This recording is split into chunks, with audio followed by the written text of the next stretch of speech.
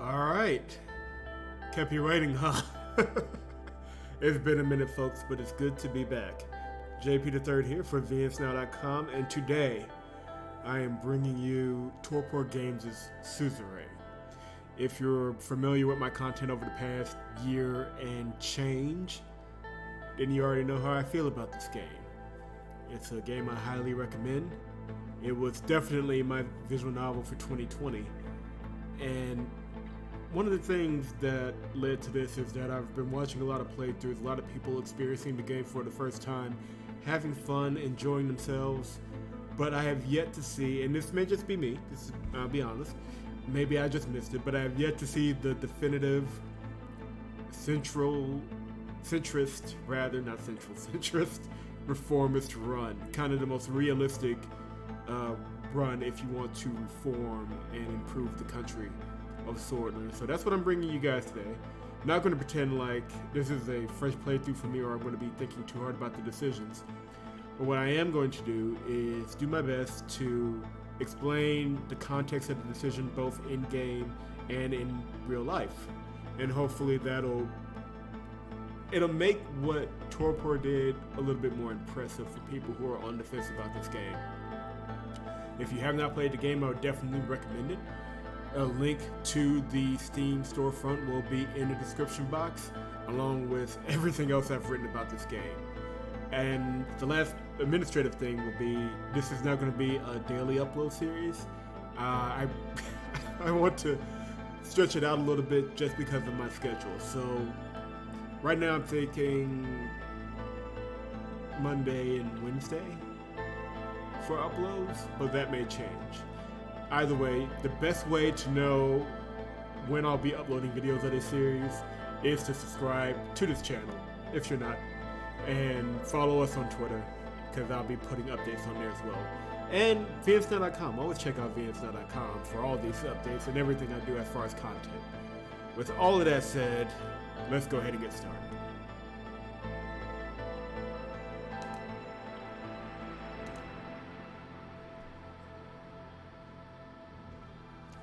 I'm very excited. This is, outside of, I want to say Chromatos, this is one of the games I've been most excited to play on this channel. You are my enslavement and my freedom. You are my flesh burning like a raw summer night. You are my country. Ironically relevant because in the United States, it's a 4th of July weekend. I just got finished smoking a cigar, in fact. A very good punch cigar.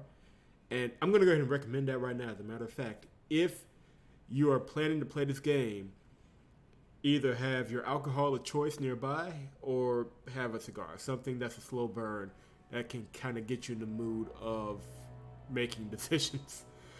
A literal smoke-filled room can help in these moments. 1908, Kingdom of Sordland. You open your eyes to this world. You came from, we'll go with, a middle-income family in the city of Holsword. This prologue it's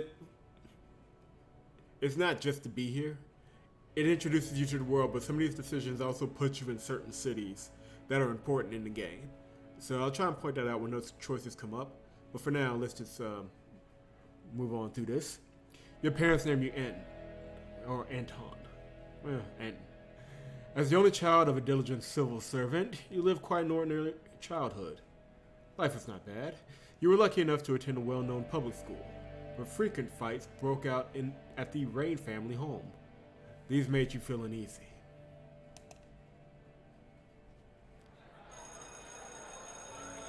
September 9th, 1923. During a history class at school, the bell started to ring unexpectedly. You heard a loud commotion outside. As everyone tried to figure out what was going on, the principal announced the historic revolution. The kingdom was no more. The Republic of Sordland was born. You did not fully understand. Some of these are just Anton's temperament in the game, or your version of Anton. Especially for the run I'm doing, some curiosity is helpful. Also, hopefully I got the audio up loud enough and everything, because I want you guys, there's no voice acting per se, but the sound design that melds into the presentation, the soundtrack, all fantastic. So hopefully I'm watching this video after I do this and everything sounds great. 1926. After graduating, you passed the university exam with high marks. You had the opportunity to choose between several studies. You could do law at Holsworth State University, economics at the Lockerbie Business School, or history at the Dyer University of Culture. Again, this just is about cities and how you lean when you become president. Because we're doing the centrist reformist route, and we'll be leaning a lot on capitalism, economics will help us because it'll give us the respect of the business class and the economists will need to make the reforms we need to make.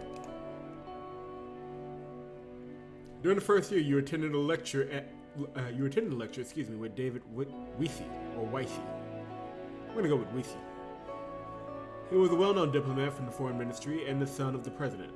After observing the hall in silence, he explained why market economy is the better option for Sordland. He argued for a system where prices for goods and services are determined by the open market. May 22nd, 1927. Soldiers entered the campus in the evening ahead of the first election. Many were in shock as the uniformed men created a security cordon and started arresting the teachers.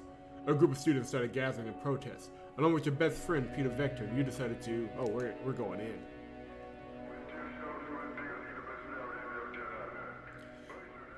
One of the officers made a loud announcement that echoed through the campus.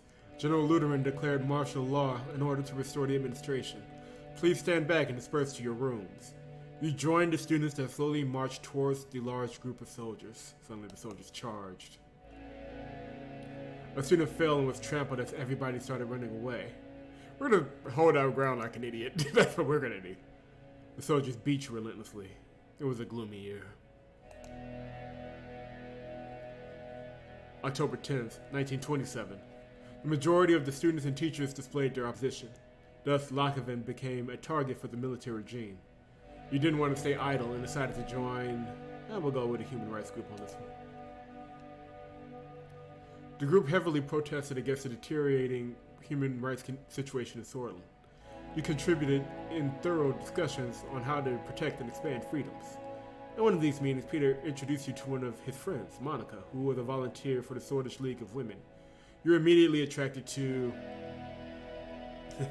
Any of these options are technically right, but we're going to go with intelligence just because. It'll help, especially because Monica will be very influential down the road. The politically charged environment led you to... This is a trick question. It'll go into a situation that happens early in the game, but if you're not going to go a totalitarian route, then the best thing you can do is just to stay away from both. The youth and the young swords are both on the extreme ends of the spectrum. Stay away from both of them.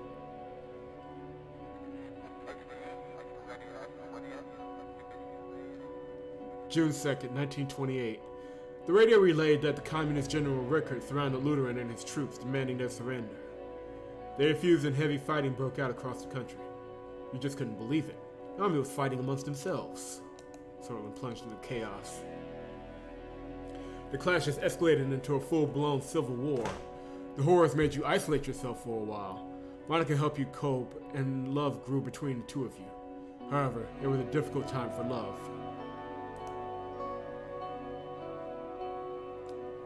1929, Republic of Sordland. The charismatic colonel, Tarkin Saul, orchestrated a sudden coup and brought an end to the chaos. He wrote a new constitution and restored stability. The people saw him as a savior. He formed the United Sordland Party and ran as a presidential candidate. In the first ever election, we voted for the party. June 1929. USP won the election by a large majority. After graduating, you kept seeing Monica and noticed her interest in marry. However, a letter arrived from the military calling you to fulfill your compulsory service. Time to serve your national duty. February 1930, Berger region. A devastating civil war broke out in the neighboring country of Wayland. The distinguished Major, Joseph Lancia, ordered you to lead your squad on a border patrol mission. It was a very cold winter night when you began marching out of the Gumrin outpost. Gumrin. I can English, but this isn't English. After several hours of marching through the snowy hills, distant noises were heard. Visibility was too low to confirm the source. The squad crawled forward in formation and found a spot to observe. A group of refugees had made it beyond the border fence. This is unfortunately another trick question. They're screwed either way. There's nothing you can do. But you will be seeing Lancia again. And in order to ensure a proper relationship with him, which will be necessary in the future, we're going to have to escort them back. The refugees were in despair when they realized you were taking them back to the border. Screams and protests ensured as they were restrained, you delivered them to the border guard. After several months of military service, your duties ended, you went back to civilian life. I will note here that if you pick a different educational path, I believe if you pick the law path, the soldiers are much harder in putting down the student rebellion. And it leads to an interesting story between Anton and his future son. So, I'm not showing it in this round, but maybe if I play it again or play a different route, we'll explore that. 1931. You and Monica decided to share your lives together. After receiving the blessing of her parents, a ceremony was held in Sword. During the same year, you were offered a high-paying job at the governing United Sordland Party. It was important to start your career off on a good foot, so you accepted it. Give him a little bit of idealism there. You became the economics assistant, one of the most experienced members of the assembly. You worked long and hard, staying late at work, investigating hundreds of pages of economics reports. September 1933 saw strengthen the Republic by removing the institutions and symbols of the former kingdom from society. Things were also looking up for the country as the massive economic booms continued, and people were the happiest they had been in a decade. Election time came and it was decided. He's back. April 2nd, 1934. The new 5-year plan and the subsequent work regarding finances put you under a lot of pressure. But your significant contribution to the economic strategy triggered an invitation to meet President Tarkansas himself, who offered you a key position. You were to become the youngest member of Assembly. Yep, we're in there. June 1938. As the youngest MP, it was difficult to connect with the influential inner circle.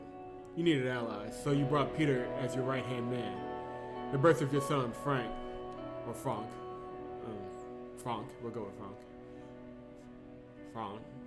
I don't know. I'm pretty sure it wouldn't use the French pronunciation, but still. Provided you a brief moment of joy and relief, excuse me. This choice sucks.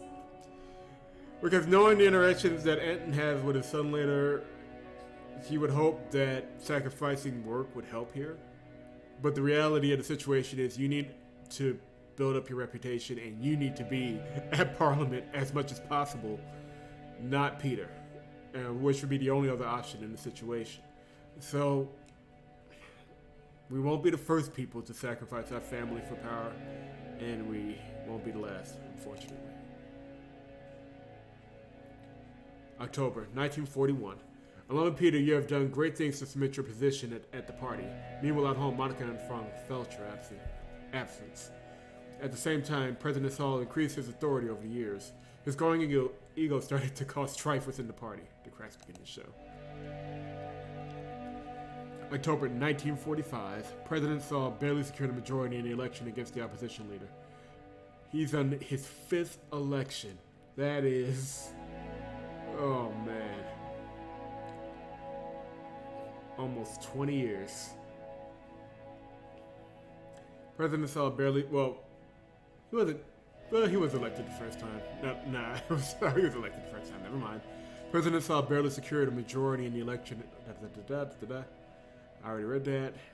Over the past year, people were growing discontent with corruption and the worsening quality of life. Meanwhile, calls for a United Sordland Party Congress became louder as the leadership struggle started to brew.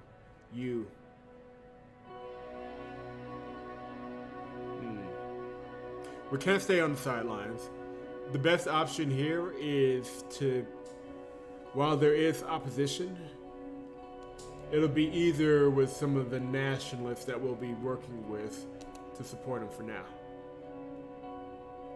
July 1946, the contender for party leadership was Elwald Alfonso, a reformist and talented businessman and with a growing popularity within the party. You're trying to secure votes for President Saul, who noticed your loyalty and approached you with a lucrative deal. You had a meeting with him. The president offered you the position of Minister of Economy, Commerce, and Energy in the next government if you backed him in the upcoming vote. And we will accept. You'll see. The party congress is nothing short of impressive. The banners of United Sordland were decorating every possible spot. This is August 1946. Thousands of influential political figures, lobbyists, and benefactors gathered for this turning point. The voting for the party leadership began, and because we want to be in cabinet, we will vote for Saul. September 1st, 1946. Unfortunately, Saul lost the leadership vote to Elwald Alfonso with a small margin. During the Congress, Saul announced his retirement from politics. The systems he had established were to stay much longer. His achievements wouldn't be forgotten.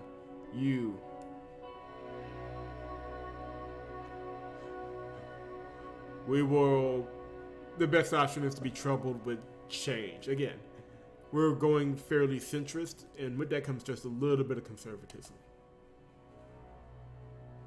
October 15th, 1946. A month later, your daughter was born. Monica named her Diana. She motivated you during a tumultuous period in the party. General elections were approaching. The United Sordland Party was under the new leadership of Elwald Alfonso. Pronouncing these names are going to be a trip. Yeah. Join the party effort and campaign for him. We lost fair and square. Might as well support the new boss. 1949. During the general elections, the main opposition leader was embroiled in a sex scandal with his secretary, diminishing their chances. The excessive privatization program proposed by Elwald Alfonso secured an election victory for the United Sordland Party. Over the next years, we will do our best to make Sordland a better place. 1951. The presidency of Elwald Alfonso saw many bold reforms, but was followed by a serious economic recession. The other parties announced their bids for the 1953 election. The unfair system hampered all opposition efforts to win. We were going to say that the party couldn't survive. We were worried about an economic recession. Again, putting the country first over the party. Together with Peter, your presence in the USP grew, and you became the face of a new wing in the party. The centrist, once again controlling everything forever. You effectively took over the leadership as President Alfonso lost control of the country. The moment to make a move had come. So we can either be a populist loudmouth, we could be corrupt, or we could be like a decently savvy politician. I wonder which one we're going to pick. January 1953. He didn't take your advice seriously and started to reshuffle his cabinet, but most of his inner circle abandoned him. Your diplomatic attitude made the party vote you in as the leader. Following this, you announced that you would be running for president in the general election with Peter as your running mate. It was your turn.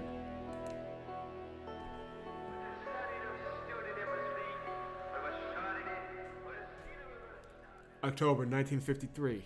After visiting every city and town during the campaign, you made a speech on state television. You promised to enact democratic reforms.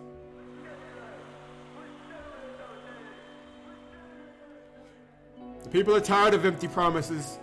We need fundamental change in our institutions and government. A solid and transparent democracy awaits us. Brothers and sisters, a new constitution and a new age is upon us.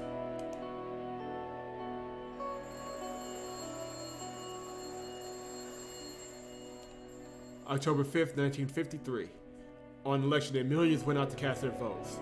Time to face the truth.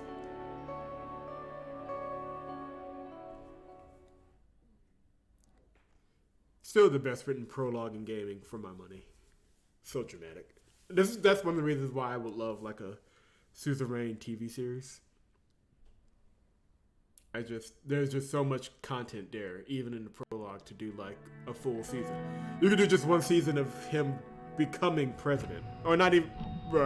working his way up to president, rather. You don't even have to get into the game.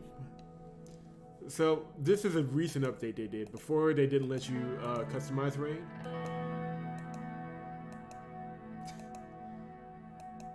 We're gonna add a little bit of customization here, but not much. Just a slightly more dapper hairstyle. Oh my, he just looks so monarchist. Chief strategist Rayne, that's Lucian. Oh, he just looks so weird.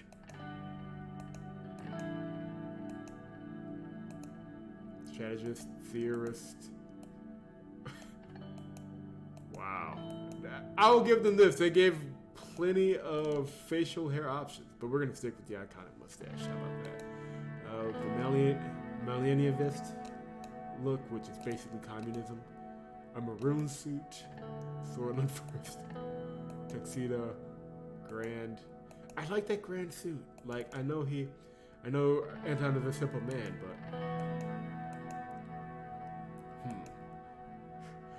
lesbian cigar. We got the pipe. Now, me being an admitted cigar smoker.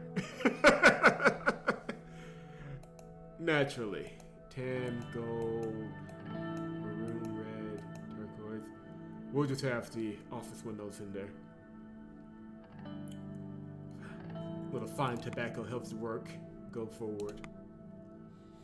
As that in Rayne, you have made many promises to people of Sordland on gain their votes. They must be considered carefully.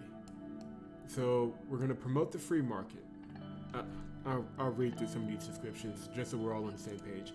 Sordland's economy has been based on a planned doctrine since its formation until the former president, Ewald Alfonso, enacted free market reforms. Now the country finds itself in between two different economic systems. For our route and for what we want to do, I won't say the easiest, because there are going to be some hard decisions that we'll have to make leading up to it. But the most straightforward decision that we can make will be to promote capitalism. The intensifying global rivalry between capitalist Arcadia in the west and communist United Kantana in the east, or what I'm thinking about, is opening new diplomatic possibilities. Sordland can take steps to align itself closer to one. This is important. We'll see in the game that we can't be reliant on either side. We have to have our independence. But soft diplomacy in this area will help a lot. In recent years, Bludish, Vezic, and Agnolian immigrants flocked to Sordland due to relaxed immigration laws enacted by Ewald Alfonso. As a result, tensions between Swords and immigrants have been increasing. We're going to keep immigration relaxed for now. We need a workforce, and that will come in handy as we move forward. Term focus. We also promised to focus on certain extensive subjects within our first term. Within our first term. The people expect us to solve the negative situations within the topic while providing an overall improvement to the related policies. Now,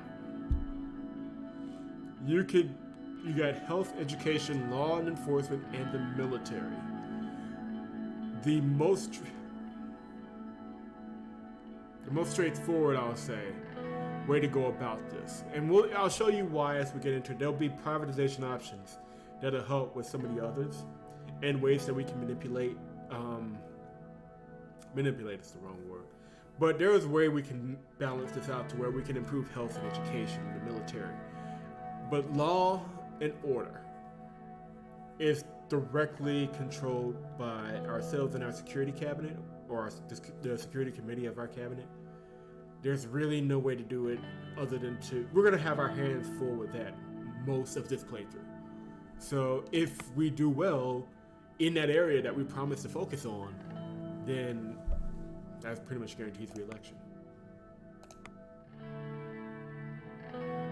2 weeks have passed since we won the election, and now I was about to be sworn in as the 4th president of Sordland. Thousands were watching the inauguration ceremony and cheering my name, Anton Rayne. The die was cast, and there my story began. In the distance, the maroon palace stood on top of the famous Hill of Pride. Reading a little too fast there. I had no way of knowing what the future awaited me there. I looked at my family. My son and my daughter, Frank and Diana, were next to Monica, my wife. Her eyes were glimmering with pride. Then I turned towards the key people who made it all possible. Of course, each individual was promised an important position in my cabinet. As my thoughts slowly faded away, the reality of the situation dawned on me. Ursula Hawker, the Chief Justice of the Supreme Court, was waiting for me. The time for the oath has come. I'm ready. Please repeat after me. I do solemnly swear. I do solemnly swear that I will respect and execute the office of the President of Sordland, and to the best of my ability, preserve, protect, and defend the people and Constitution of the Republic of Sordland. You may now deliver your inauguration speech, Mr. President. It is an honor, sir. Brothers and sisters, the crowd looked very eager to listen to me.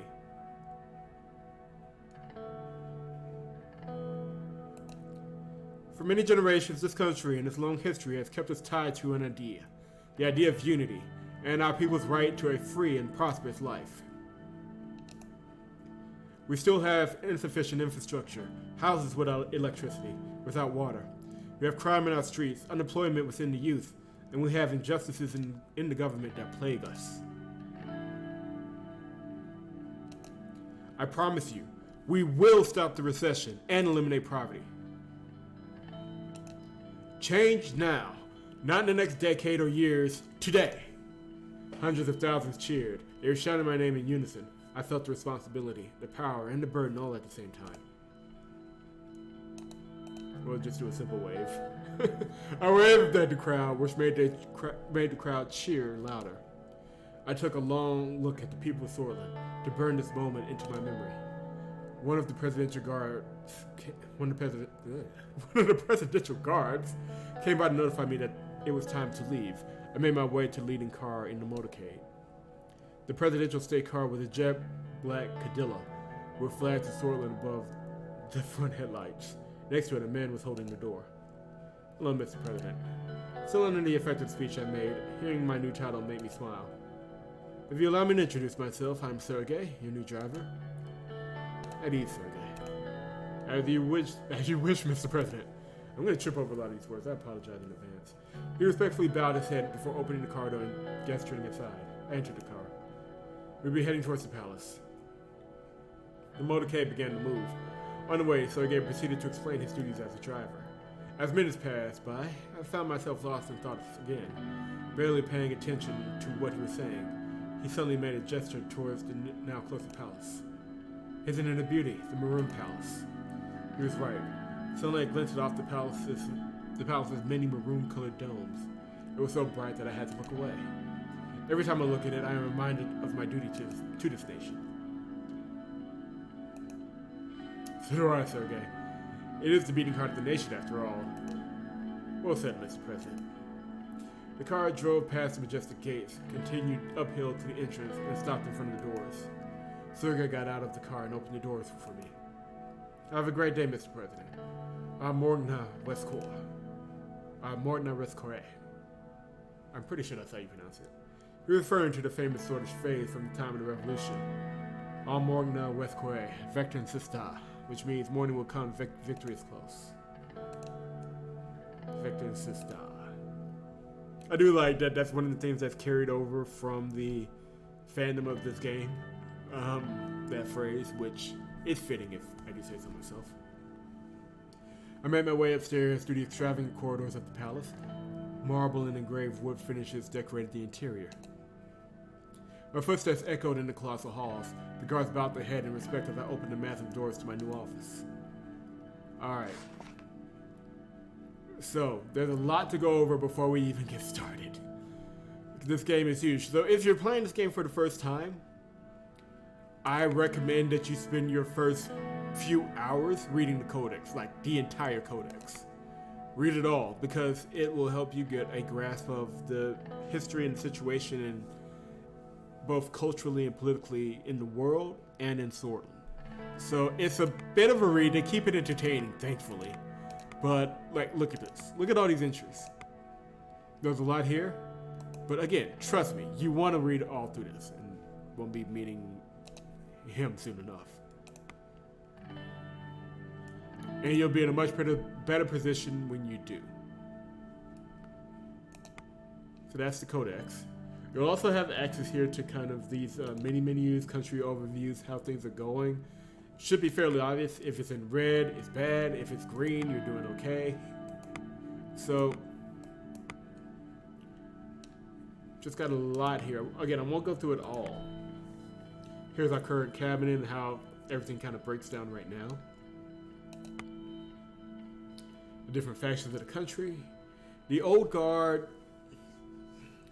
will be out. Let me just show you. So, here's Parliament and how it breaks down. We have a majority, but not by much. To do what we need to do, we will need kind of a supermajority, which is over 150 seats. So we'll have to work with either the PFJP or the NFP. The NFP are Nazis. They are just flat out Nazis.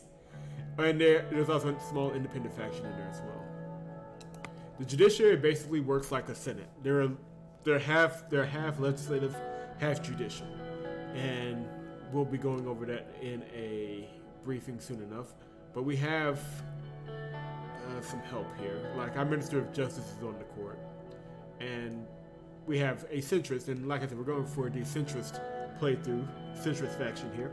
So hopefully we'll be able to get the centrist on our side. So that's the breakdown is 5-3 for the court, currently favoring the conservative old guard.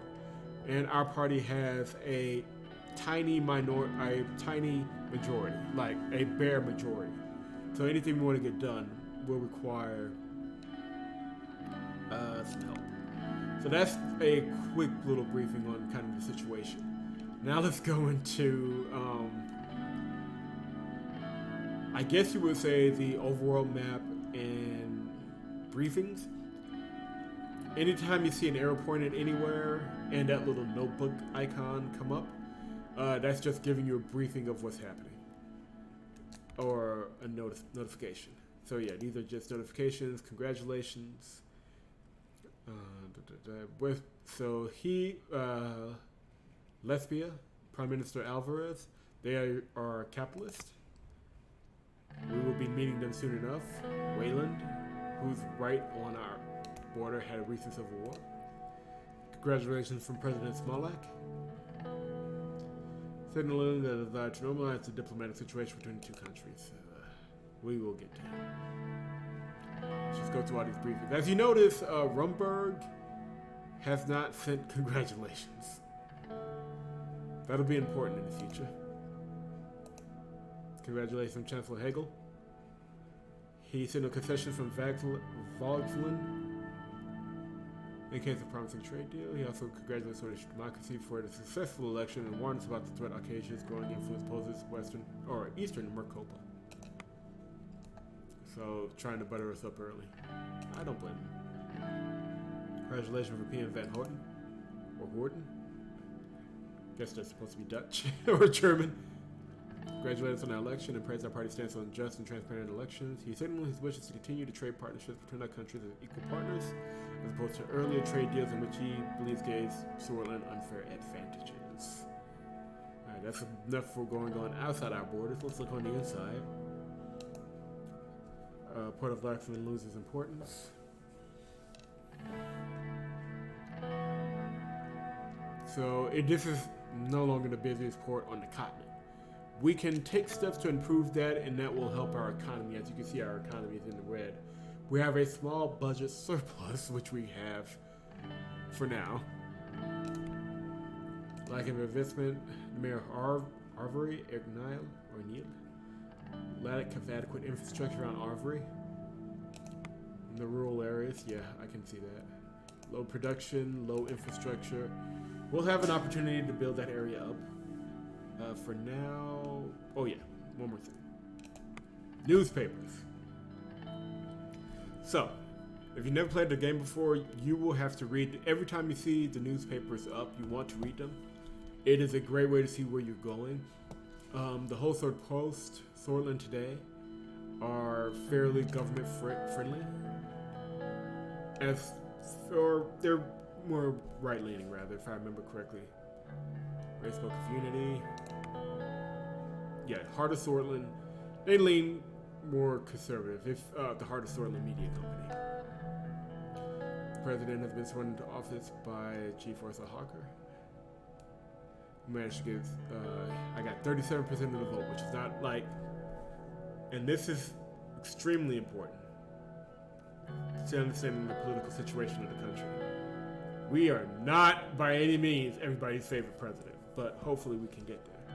The first congratulation came from Qatar Cabinet. Again, the Nazis. Now, the Lockman Times, wholesale reports to Sordland today will focus more or less on the executive. The Lockman Times is more of an economic paper, and they'll focus more on the assembly and the judiciary and how things are going economically. Well, The Economist is also a major economic paper, but this is more of the legislative paper. These two are the administrative paper. If that makes any sense. So we have 37% of the vote in Parliament. The People's Freedom and Justice Party, our largest competitor, has about 20%. The Nazis, the National Front Party, has 11%. The Communist Party and the Workers' Party of Lydia has 10%. One thing I may try that was different than my last playthrough is I may try in the Constitution to raise the barrier on parties trying to get into the assembly. I think that'll be very productive. But we'll see. That's tricky. And the thing with a lot of your reforms is that you have to give, when you start negotiating, you'll have to give something up. You have to concede something. And in previous playthroughs I've done, that's been the thing I've conceded. I've literally included that just as a concessionary point. But it would be nice to increase the numbers in Parliament and kind of drown out like the hard right on this one. The new term begins with the opposition PFJP and NFP under the USP government. The unrepresented votes below the threshold resulted in the USP taking 52% of the seats in the Grand National Assembly, giving them lawmaking power. Again, like, that will not work out. Another USP president, and speaking of the extreme, we've seen the far right, now here's the far left. How many times will the people fall for the same trap? We've seen this before with Colonel Saul, who supposedly saved this country and brought stability in times of chaos. The stability, however, in a life of oppression. These are leftist communists, definitely hardcore. Here's the economists. They're pretty straightforward. Now, if you're playing like I am, and your focus is to kind of restore the economy, listening to these guys is a good idea. They play it fairly straightforward. So, the economists and the geopolitical, which will unlock within the next few turns, are very, very smart. So they're pushing for us to end Solonomics, which is the planned economy, and do an infrastructure project, which will be very, very important. All right. So let's go through this. Logistical issues. So we got to work on transportation. Always an issue. The General of Staff for the military has convened.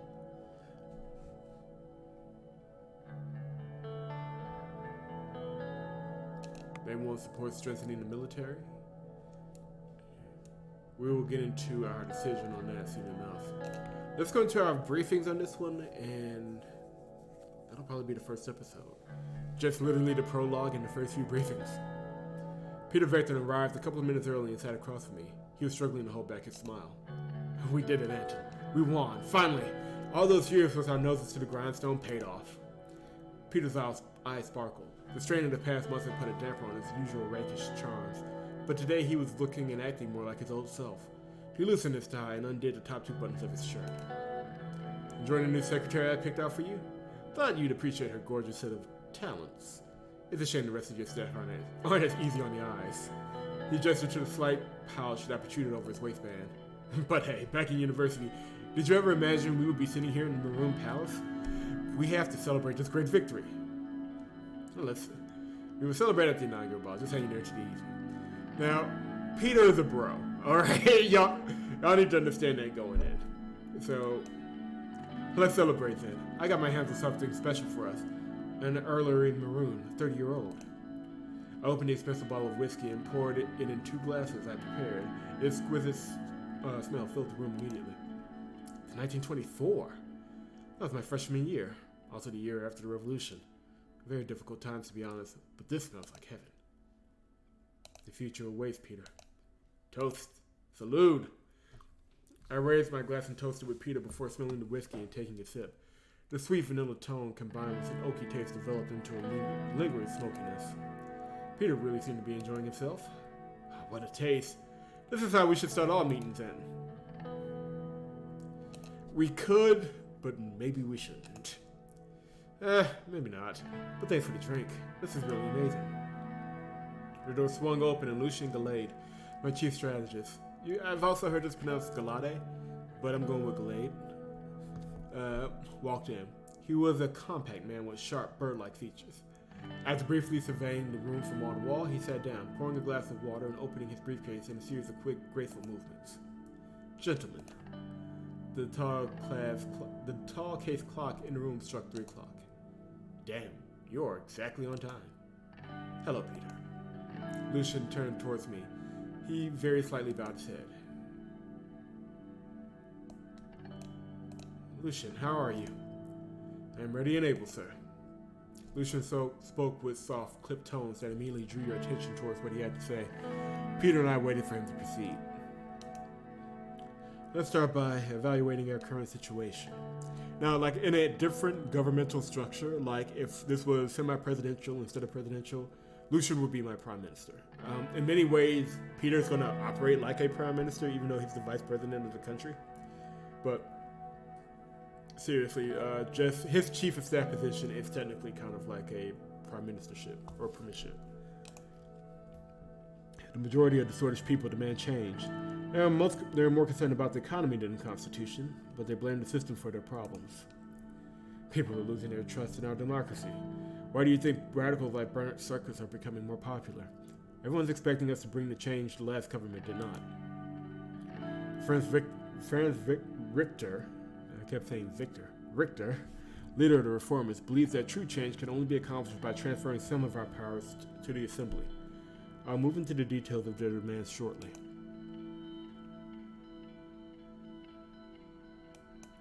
We need to listen to the people if we want to serve this country. That's exactly what we campaigned for. A true change that will move the country forward. We will need allies against the old guard in the government. Mr. Richter managed to persuade many members of the Assembly to give their support for drafting a new constitution. Reformist politicians are quickly increasing in number. While the reformist wing inside our party is still a minority, they could have a tripartisan majority in the Assembly, especially if they unite under Franz Richter. The USB reformers aren't willing to agree that we need change, but we should be in charge.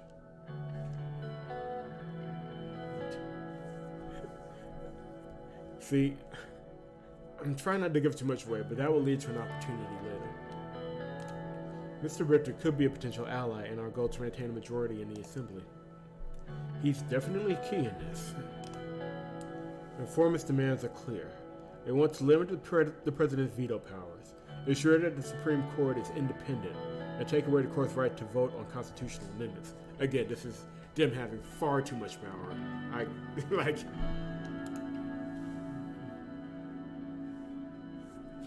We must listen to their demands, otherwise we are no different than previous administrations.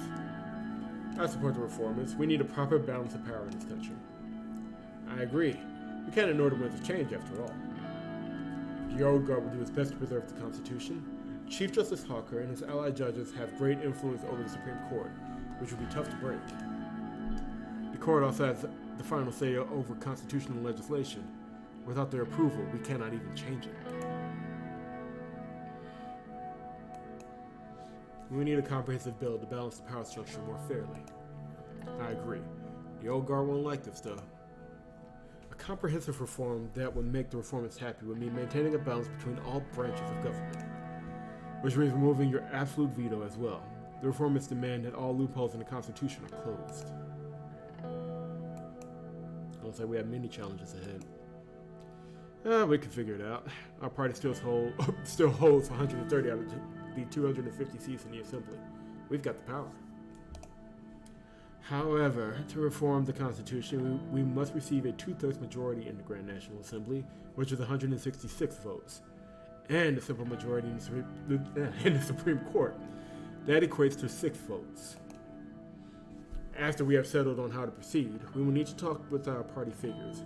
Our first goal must be to get the 150 signatures needed to start the process. Following the green light from the USP, we will reach out to the other party leaders to see if they will back our draft. The last step is to convince the justices of the court. The entire process will take a long time, but we must start working with a reform committee to evaluate all possibilities for a new constitution as soon as possible. Well, after all I just said, the option of just saying, yeah, no, screw that, I need to be in charge, is amazing. Or working with the old guard, so we can do nationalist. We could start dipping our feet into tyranny here. But we are reformists, so we will stick to what we know. We will write a more democratic constitution with the reformists. That's what we've been preparing for internally. Don't forget that promise is what got us elected. The key thing here will be strengthening the power of the Assembly, which we already lead with a majority. Peter nodded in agreement. Yes, the division of power needs to be rebalanced for a better Sordland. According to the initial draft we made with the reformists, there are 2 changes to the Constitution that are not open for discussion. We should open his dossier. First, the Supreme Court will no longer vote on constitutional amendments. Second, the President's absolute veto will be taken away.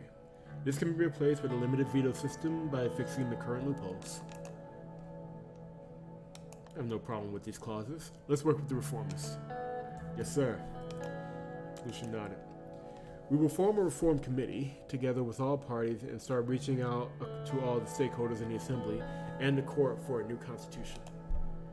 By later in the year, we should have an idea of the reform contents and what the other parties want. Lucian took notes. Another important point. We must be aware of the Lossenberg group. The oligarchs convened under this organization who influenced economic policies. Conrad's led it for a long time before falling ill. New leader is Mr. Walter Tusk. According to the report, some members of the National Business Council are in their pockets. Tusk and the group will surely try to bribe us in exchange for special economic protections.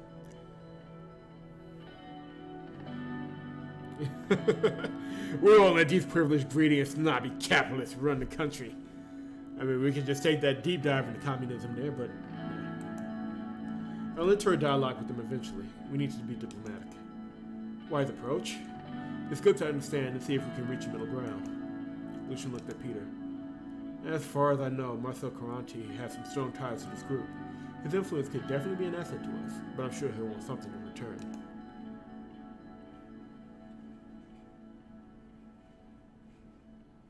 Yeah, we'll go with option number 2.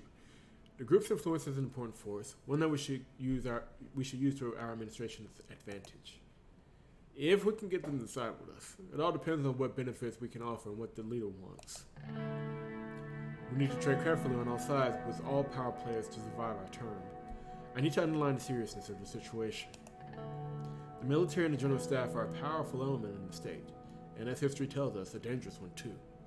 We do have some room to make structural changes by reducing their budget, for example, but it is quite limited. I don't want to die in prison like Artur Risi did, or with the Rumberg threat on the horizon. We can't reduce our defense capabilities and anger our general staff. These options weren't here before, so I'm assuming, because I played it a bunch and they just did a patch, so I'm assuming these are new options. The military, nothing but a burden on our society. I need to see the person who said that. With the Rumberg threat on the horizon, we can't reduce our defense capability and anger our general staff. I would advise the same. The budget should be maintained, and we should refrain from confronting the military too directly. Defense Minister Josef Lancia is more loyal to us compared to General Kruger, a fact that obviously can change with our actions. Either way, I see a potential rift between the two since they are clearly of different minds. If we act strongly against the military, both of those guys will unite against us. I agree with Lucian. We need to tread carefully here. Lucian looked at his watch. Well then, gentlemen, precisely 30 minutes. This concludes our political briefing for today. Our next meeting will be about media strategy. Talk to you soon, sir. I will keep in touch. I'll see you both at the next meeting. Lucian and Peter bid their farewells and left. This is a little bit spoilery, but most of that stuff about the military was hinted at before. I'm assuming that they decided to make it more blunt. So we formed the Reform Committee. Limited women's rights will come in, court backlog, but we can work on that. Check the papers. The Committee for Reform, Speaker Gloria Torrey said a committee which included all three political parties of the Assembly has been formed with the preparation of a potential changes to the Constitution. Good for us here. Supporting the Assembly growth for a campaign finance bill. A bill to change the criteria for the allocation of public funds to political parties is proposed by Representative Alban Clavin from the USP. The bill aims... Excuse me, I'm just reading it now. To change the criteria, blah, blah, blah. This will result in the criteria for the proportion of votes won in the general elections to the proposition... I'm messing up here. To a proportion of seats won by the political party in the Grand National Assembly. This would result in an increase of about 28 million SR to the governing United Sordland Party, which would benefit the most from the proposed bill. The new bill will also give political parties an annual amount of 500,000 SR per member of Assembly. So essentially, the government finances political parties to exist. Instead of this guy, this douchebag, look at this guy. Instead of, there we go. It's interesting, and it sounds like if you want to send a message that you're centralizing power for the USP, this would be the way to do it. Basically, by saying, hey, we got the most seats in the Assembly, screw what the nation voted, we should get the most money. Swordfish National League starts season. A very exciting day marks the Swordfish National League kickoff with the SK Lockvin and versus Benfica FC match. The league consists of nearly 10 teams, has been gaining more and more popularity in recent decades, with tickets dropping significantly and prices leading to increased accessibility. Football fans are looking forward to one of the key events of the league, the match of the two most competent teams, FC Enrica and FC Gelsord. That is one thing that I wish the game did include more of, because sport is very important, especially in European countries. So having a minister of sport or being able to go to more sporting events would have been helpful. And here's the mention of the Roomberg threat. Highlight that Roomberg will keep trying to push further south, threatening the territories of Sordland, Valen, and possibly Agnolia. Yeah, they're coming. So we will deal with them in time. Got increased homelessness in Daya. Yeah. A lot of problems, and we're only in the first turn.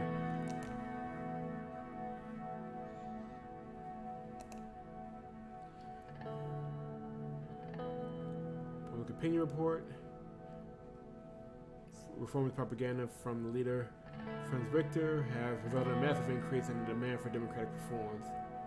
So, 55% of the population want reform. We can't just ignore them. Like, you have to do, no matter what you do, you have to do something. If that makes sense.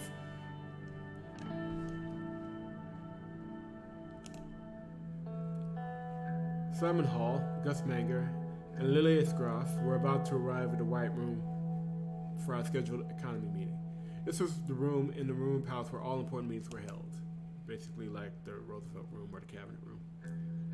Two assistants arrived first carrying a heavy projector. They stood whistled by the door waiting for the ministers to enter.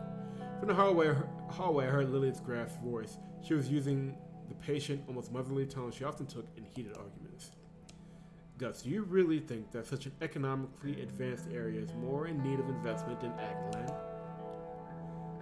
Lilius, my interior minister, strode in. She was clad in shades of brown and beige. The only spot of color, a bright yellow Neurus star on her necklace. Gus followed closely behind. Don't be an idiot, Lilius. What about the unemployment crisis, the greater Holsard and Gulf Gulfland regions are going through. These areas are our economic heartland. Gus curled his hands into his fists. The Minister of Agriculture and Rural Development's temper hadn't changed since his days in the Alfonso administration, but now that had his reputation for getting things done. His far-reaching network of connections was unlike any other. Simon Hall quickly stepped between the two ministers without looking at either of them. He cleared his throat. Good morning, Mr. President.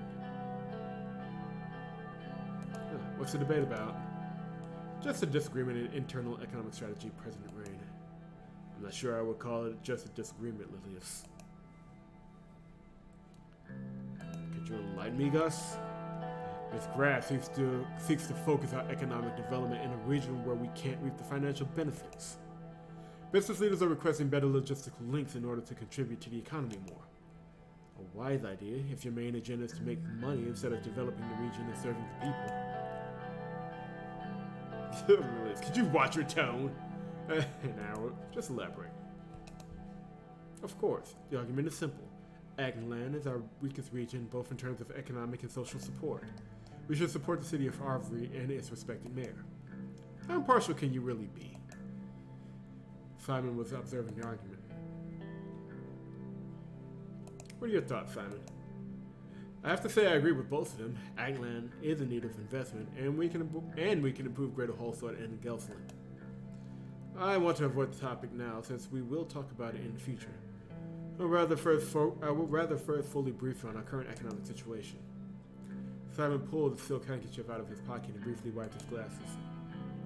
My staff and I have comprehensively analyzed every aspect of. He was interrupted by a groan from one of his assistants by the door, both of whom were now visibly struggling to hold up the heavy projector.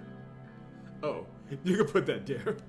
Simon is very much on the Morton Solar's side of the spectrum, if that makes any sense to anybody. He pointed below the painting of President's Hall. The assistant placed the projector next to the table and installed a white screen on the wall. Leave now. I mean, thank you, and please leave now. Yes, this is the cabinet room. I was reminded that Simon had never quite had a way with people, but his faculty with numbers had made him the most sought-after economic specialist in Sordland. Simon started looking for his slides. He always carried the documentation around with him. Wait. Liz leaned to the table and spoke. Simon, what happened to the new police station construction in Estord? While going through his briefcase, he paused for a moment to answer. It got stalled due to a government property boundary issue. I've been meaning to look into it. I could take a look at that one. Estord needs all the security help it can get. Sure, more time for me to spend on analysis. That may seem friendly, but it really is just Lilius kind of being manipulative in her own way. His eyes glittered when he finally found the slides he was looking for. There have been some developments about the Swedish Ren losing further value today. We have been trying to stabilize it with the central bank. The session of 51 put enormous pressure on our economy, resulting in the collapse of the value of our currency. The entire situation was a significant cause of concern for our administration. Since economics is your forte, Mr. Rayne, it is possible that you might already be aware of the data. I can still explain the current economic situation in better detail. What is our GDP and debt situation? Our current GDP is 310 billion Swedish ren, and the national debt is 427 billion. Still hard to fathom that we lost nearly 150 billion in wealth. These past 3 years were tough. What is our unemployment and inflation rate? Unemployment has skyrocketed and is now staggering at 16%, and the inflation is at a relative high of 7%. Unemployment is increasing crime and drug use. We need to get people off the streets. The inflation isn't helping the average citizen either. I'm going to need to stop soon because I can't English. What is the status of the recession? The economy has been in a record recession of about negative 6% in the past year. The average GDP has dropped from SR 15,454 per capita to SR 10,359 from 1951 to now. That's bad. The administration's success depends on our ability to stop the recession. The sooner we can reach GDP growth, the better. I have all the information I need. Let's move on to the economic strategy. Simon scattered the paper stack in front of him in an orderly manner and took a final look at his notes before clearing his throat. As you can see, the situation is alarming, but not everything is negative. The extensive privatization program of Alfonso left us a large budget surplus, which we can use to stabilize the crisis. The primary subject we need to settle on is what general paths we will take in our term. Solonomics-based nationalization happened in the 30s, and Alfonso's privatization began during the end of the 40s. What will our administration focus on? One of our main promises was to promote a free market economy to stop the recession. To be frank, I believe it's the only way out of the recession. I still do not support it. Why promote the private sector when we have qualified state-owned enterprises? Because the lack of competition has made them inefficient. Simon nodded.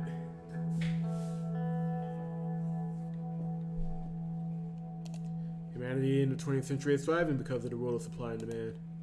Agreed. Look at how quickly Lesbia and Arcadia have increased their prosperity by embracing these basic principles. Sordland has the potential to do so as well. Why don't we take our potential seriously? Integrating heavily in a market economy would work if we had extensive means of production. Our industry is lacking. The structural problems of Solonomics were going to lead to a recession according to the predictions at the time anyway.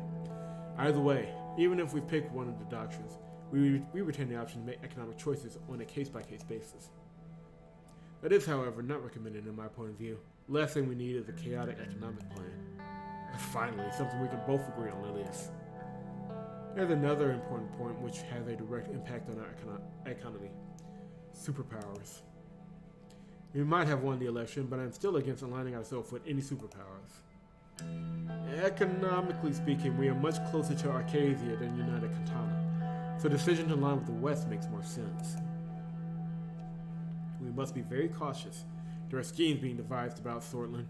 We cannot give in to their wants now or in the future, otherwise our country will turn into a pawn. I want you to reconsider your promise to align with Arcadia.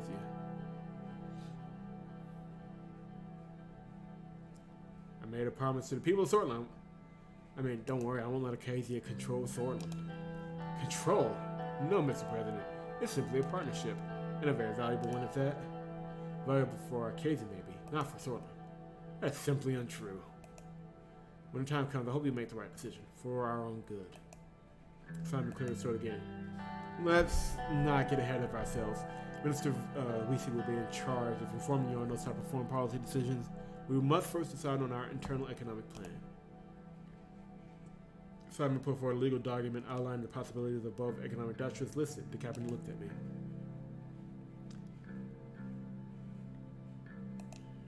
What's on our long-term economic schedule? Picking a construction company, trade relations, tax reform, and privatization initiatives will be some of them. Sticking to a solid planned economic strategy will be the right call. The 5-year plans were fruitful in the past. Would a free market focus bring us stronger allies? It will make Arcadia look at our country in a more positive light. They're proponents of the free market economy. The influence Arcadia has on the world economy is extensive. Our economic strategy should be based on internal reasoning, though. Let's finish what Alfonso started with the capitalist free market reforms his path was going to enrich Sordland. Recession was the direct result of his free market reforms. History must note that the reason for the recession was because Eduardo Alfonso was betrayed by his party. That is not true. There was plenty of time for him to do it. If you can't make change happen in 2 years, then you are at fault. Damn, woman. Now let's move on. What are your final thoughts, Mr. President?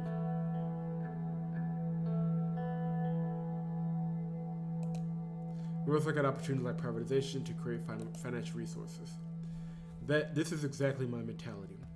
There are many possibilities that are waiting, like education or health privatization, and this is why I said that our focus should be law and order, because we will have the opportunity to influence privatization and education and health. It's going to piss the people off, and you will meet her soon enough, the exact person that will piss off, but it is a much better way to get results than just promising a focus on something that I can't deliver on anyway. I'm just going to be honest with you. It would be better to promote a market economy for these to have consistency within our plan. So, what will our general economic plan promote? We will promote a free market economy as we promised.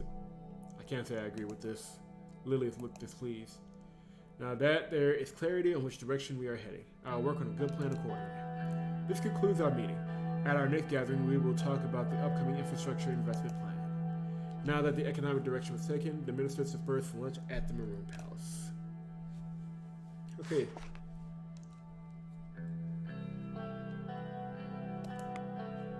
Go through the papers right quick. Economy meeting held. Freezing temperatures in southern Bergy. Whew. That is not. Nationalist violence. Ernest Rayne has been beaten with baseball bats in a paramilitary style attack in Arvery. Ooh, that's a warning right there of some things to come. Armadine Industries pioneering electronics. A new prototype for the first pocket radio was displayed by the Arcadian electronics company Armadine Industries. The White Walker. The White Walker, who is a combination of literally Eisenhower, Nixon, Reagan, and George H.W. Bush. He's literally like 5 presidents in one. The CEO of Armadine, Aaron Bridges, is predicting an IPO as VCSE, with Victory City is basically New York. In a bid to raise further investment, Mr. Bridges has called on all venture capitalists to believe in the future of science and technology in the marketplace to invest in the company. So that'll be something to watch as well. We'll put a pin in it here, and we will be back. I don't know if I'm going to have all my episodes about an hour long on this, but if I'm only going to do 1 or 2 uploads a week, that may be the way we go. Anyway, definitely check out the game, link in the description. If nothing else, check out the demo. Like the video if you've enjoyed the content, and subscribe if you have not done so, and VNsNow.com. That is VNsNow.com. Just did a 50 EVNs that I recommended list on the site. We're celebrating our 10-year anniversary. Check it out. I'll see you guys in the next one. And this is me trying to end the video unsuccessfully. Fair enough.